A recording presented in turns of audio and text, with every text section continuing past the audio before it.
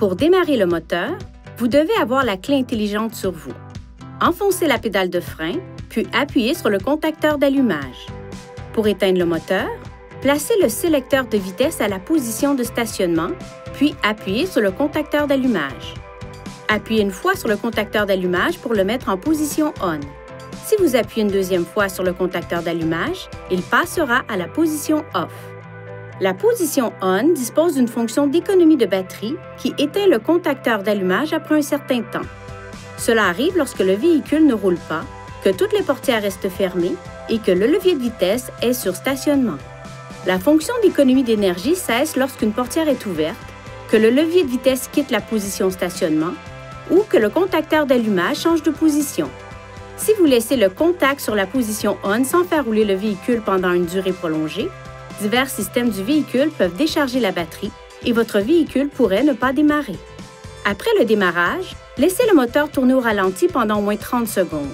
Ne faites pas tourner le moteur de votre véhicule à un régime trop élevé pendant qu'il se réchauffe. Conduisez d'abord à vitesse modérée sur une courte distance, plus particulièrement s'il fait froid. Par temps froid, laissez le moteur tourner pendant au moins 2 à 3 minutes avant de l'arrêter. Le démarrage et l'arrêt du moteur pendant une courte période peuvent rendre le véhicule plus difficile à démarrer.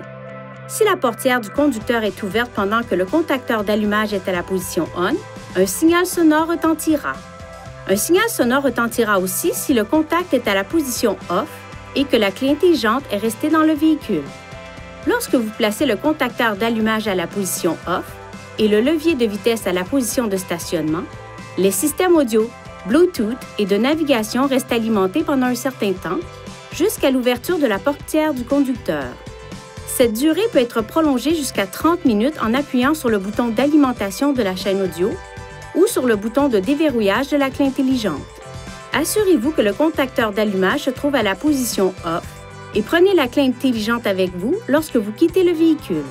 Si la pile de la clé intelligente est déchargée et que vous devez démarrer le moteur, assurez-vous d'abord que le levier de vitesse est sur la position stationnement.